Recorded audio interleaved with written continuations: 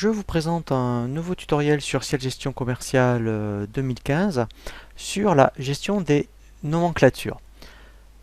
Cette fonctionnalité est vraiment très intéressante lorsque effectivement vous proposez par rapport à votre activité soit des lots, des coffrets ou par exemple comme un revendeur informatique qui vend un ordinateur mais qui va acheter élément par élément. Si c'est lui-même qui assemble, je dirais, son ordinateur, eh bien il va créer une nomenclature pour son ordinateur.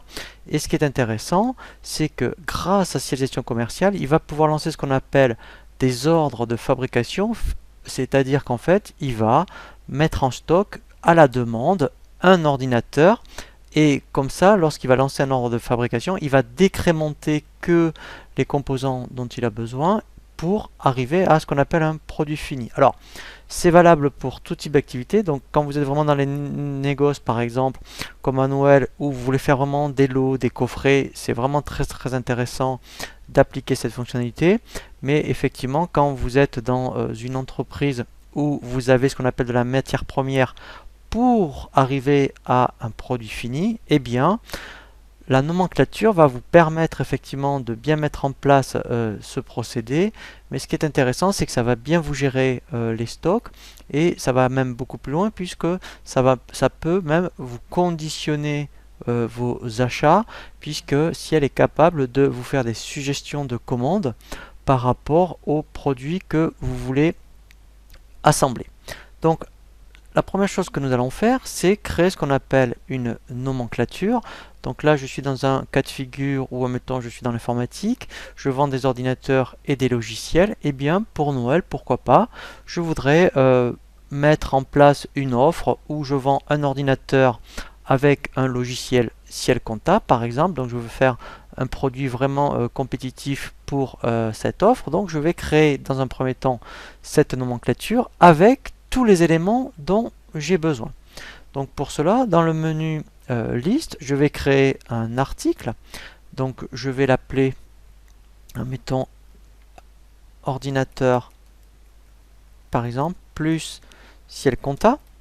Voilà.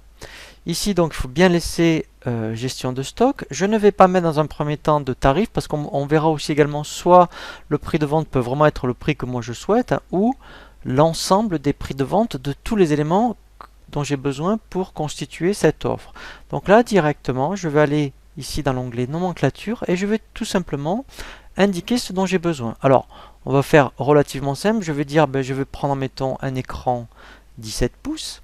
Donc après, on indique aussi la quantité qu'on a besoin pour faire cette offre. Donc là, effectivement, c'est simple. Mais peut-être que pour d'autres produits, il vous faut, pour avoir un produit ici final, peut-être que pour cette matière première, au niveau de la quantité, vous avez besoin peut-être de plusieurs quantités. Je fais donc là, ensuite je vais dire, en plus, il y aura une imprimante de comprise. Je vais donc ensuite donc prendre, admettons, voilà, pourquoi pas allez, un disque dur. Je vais ajouter le logiciel Ciel Compta et je vais aussi ajouter un ensemble clavier et souris. Donc là pour l'instant je ne fais que indiquer ce dont j'ai besoin. Après, deux possibilités. Vous voyez ici vous avez le bouton calculer prix et le poids. Si en plus il y a une particularité au niveau du poids par rapport à votre activité, si je clique sur le bouton voilà calcul prix poids, donc j'enregistre dans un premier temps ma nomenclature et là il me dit que le prix d'achat est de 728 € et le prix de vente, si je voulais faire vraiment la somme des prix de vente de tous mes composants, serait de 988 €. Alors, nous, ce qu'on va faire, on va dire, eh bien, moi, je vais quand même prendre le prix d'achat, mais je veux avoir la main sur mon prix de vente. Donc là, je fais appliquer. Si je vais dans l'onglet prix et tarifs, il me dit, bon, ok, voilà, donc ça vous coûte 728 €, mais là, rien ne m'empêche de dire, moi, en fait, je veux le vendre 1500 par exemple. Donc là, c'est vrai que quand je reviens dans l'onglet nomenclature, quand je calcule maintenant sur le bouton calcul prix et poids, voilà, donc, alors vous voyez, il me dit, voilà, en fait, moi, je veux le vendre 1500 €, donc en fait, voilà, je vais faire une marge plus importante de 512 €. Donc ça, c'est la première chose. Pour ensuite le libeller, je dirais, de votre offre, Donc là, tout simplement, soit dans l'onglet désignation, eh bien, vous mettez vraiment après une offre vraiment commerciale, hein, par exemple pour Noël. Vous pourriez très bien aussi dire, eh bien, moi je veux mettre à jour ma désignation. C'est-à-dire qu'ici, quand on clique sur le bouton, il va prendre les libellés de chaque élément et me le proposer en désignation. Vous voyez, voilà. Donc c'est vrai que si vous avez un produit fini qui est relativement long, eh bien ici vous gagnez du temps, vous pouvez ajouter chaque désignation de chaque produit.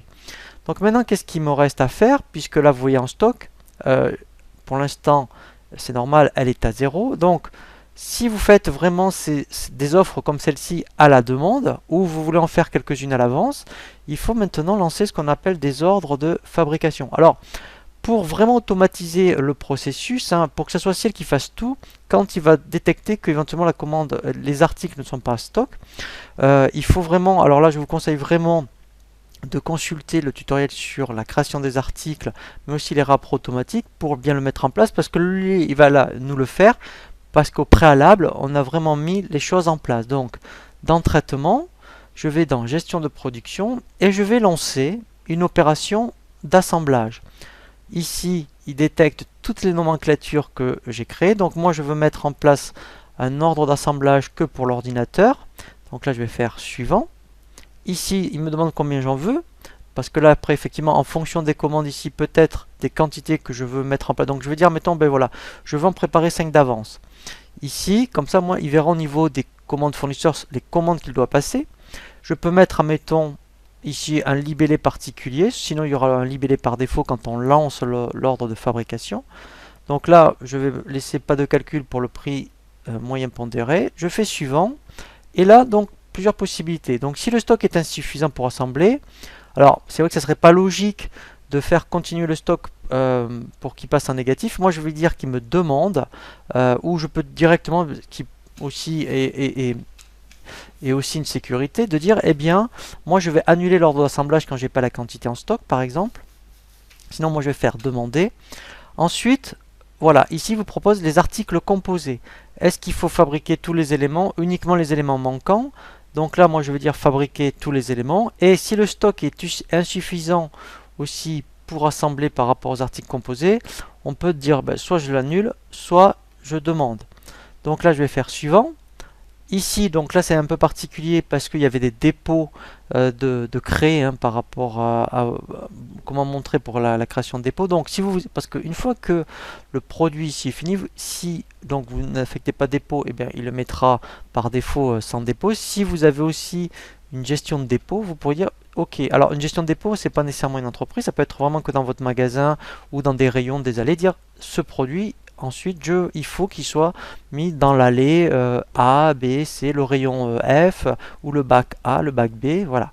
Donc là, je vais décocher dépôt favori, comme ça, il ne mettra dans aucun dépôt. Je fais suivant. Voilà. Donc là, vous voyez, il me dit, donc si il commande, il me manque 5 articles.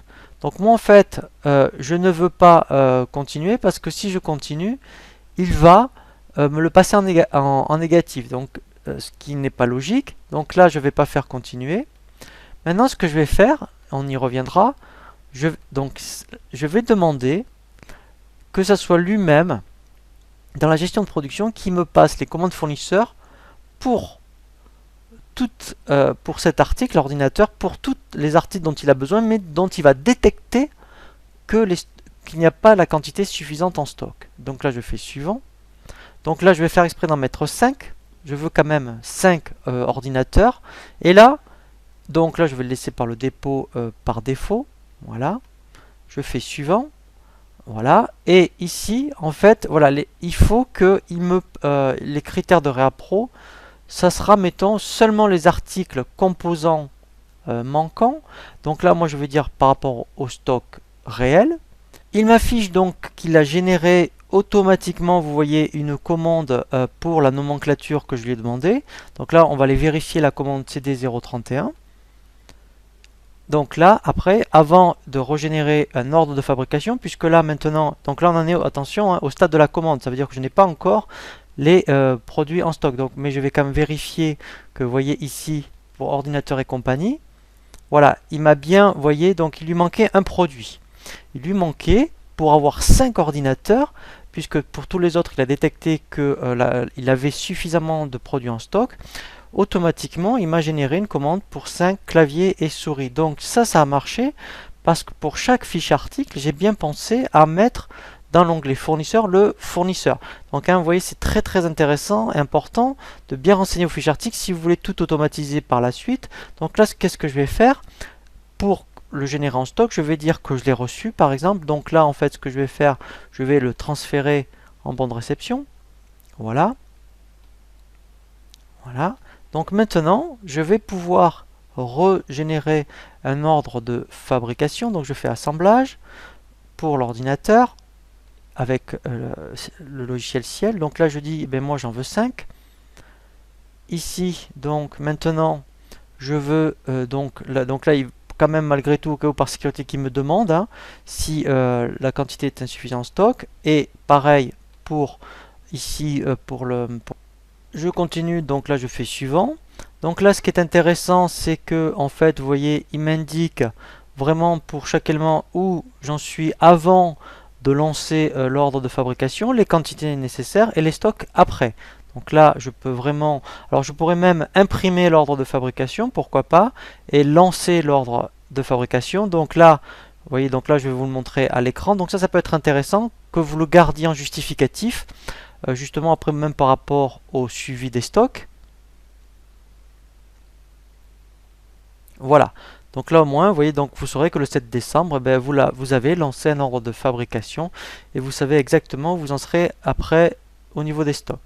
Donc là maintenant, en fait, ce qui est intéressant, c'est que normalement, même quand je vais dans liste et que je vais dans les ordres de fabrication, voilà, vous voyez. En plus, vous pouvez à tout moment revenir, vous aurez un historique des ordres de fabrication. Vous pourrez très bien consulter l'ordre de fabrication.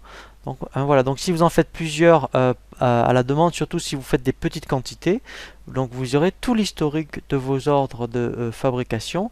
Et ce qui est intéressant, c'est que maintenant, en fait, dans les articles, eh bien, si je regarde maintenant pour, vous voyez ici, donc là je le vois déjà ici, ben voilà, là j'en ai bien maintenant 5 en stock. Vous voyez, voilà, donc ça c'est vraiment, si on est vraiment procédurier sur la gestion des nomenclatures, c'est-à-dire que si en amont vous avez pensé à bien mettre les fournisseurs, vous voyez dans l'onglet fournisseurs, dans chaque article pour justement tous les éléments dont vous avez besoin. Si après au niveau des gestions de stock vous avez été vigilant, quand vous allez après vous pouvez tout automatiser par rapport aux ordres de fabrication, et dès qu'il va manquer quelque chose, eh bien vous ferez commande fournisseur pour que ce soit lui-même qui vous fasse une suggestion, puisque en fait après vous avez toujours la main sur les commandes, mais au moins voilà, tout est automatique et vous n'allez pas créer après plusieurs commandes fournisseurs au fur et à mesure. Voilà. Donc une fois que nous avons bien vu les nomenclatures, je vous propose par la suite un nouveau tutoriel sur la gestion d'affaires.